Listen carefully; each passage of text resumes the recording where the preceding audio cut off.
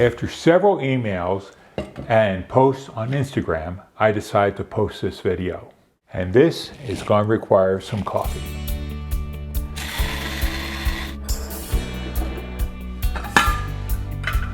Over the years, I've boiled this down to 10 reasons why men should not be ordained.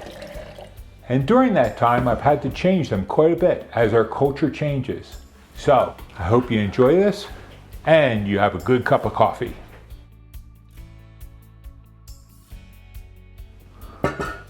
Without much further ado, let's jump into Dave's top 10 reasons why men should not be ordained. Number 10. A man's natural build indicates that we are better suited for tasks like chopping down trees or wrestling mountain lions. The smell of fresh cut timber! It's just not natural for a man to engage in tasks that don't require breaking a sweat or grunting. He's a lumberjack and he's okay. He sleeps all night and he works all day. And now for number 9. Genesis chapter 2 tells us that Eve was created after Adam. Obviously, Adam was a prototype. We already have Adam, so we create her, we put the two of them in the garden, and it's happily ever after. It's a love story. Well, good luck with that one. Men, we represent a good first try. But Eve, obviously, is the crowning achievement of creation. And now for a serious point, number 8.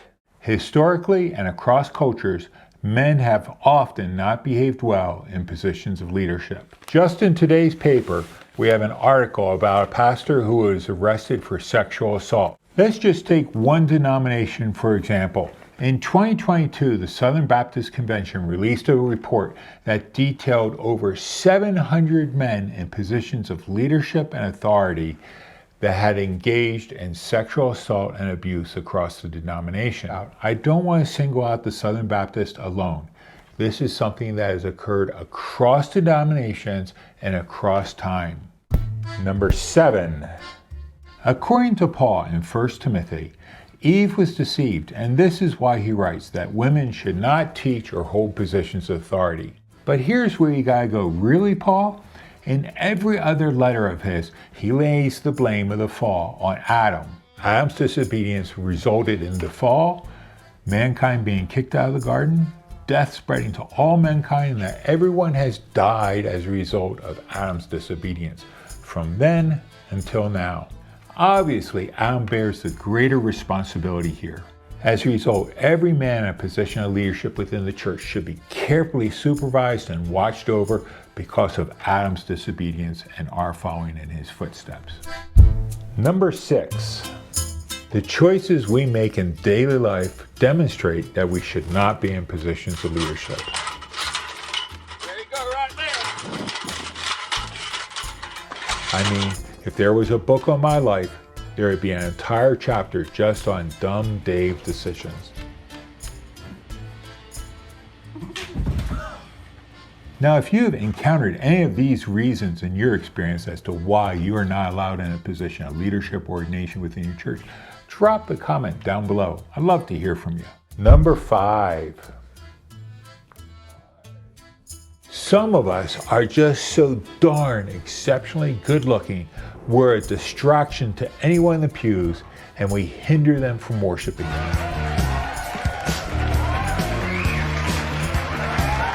This is why we should not be behind the pulpit. Number 4. Come on. A pastor's role is to nurture the congregation. Throughout history, women have shown themselves more skilled and more attracted to nurturing others.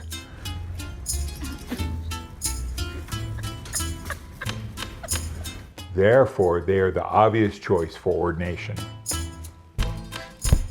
Number 3. 198, 199, 200. The third reason is toxic masculinity. Start off with a really clear example. You know, something that we can all agree on. Okay, yeah. Toxic masculinity is an emotional handicap that way too many men suffer from today. You know the type. They think they're an alpha male. Your job is to make sure that it's lethality, lethality, lethality. Everything else is gone. That every dispute needs to be settled with a good fight. And women should be subordinate to them. This might make for good characters in action movies, but it makes for lousy role models and leads to dangerously unstable people in positions of leadership. One of the best ways to tell if someone's suffering from this virus is that they will deny the existence of toxic masculinity in the first place. Number 2, biblically, Judas is the person who betrayed Jesus. Split the bill 13 ways? Hey, Judas, he ordered like 5 margaritas. All you had was a salad. And his lack of faith and punishment stand as a representative model for all of us men and the subordinate position that we should take within the church. And finally, the number 1 reason why men should not be ordained. By confining ourselves to such traditional manly roles, we can still serve in the church without being ordained. We can take out the trash, fix things around the church, and maybe even lead prayers on Father's Day. Thank you, Lord Jesus, for the... By confining ourselves to such traditional manly roles, we still have a valid place of serving within the church. Hope you enjoyed this short take on why men should not be ordained. And we didn't even get to DEI, dumb entitled individuals. Did we? Maybe next time.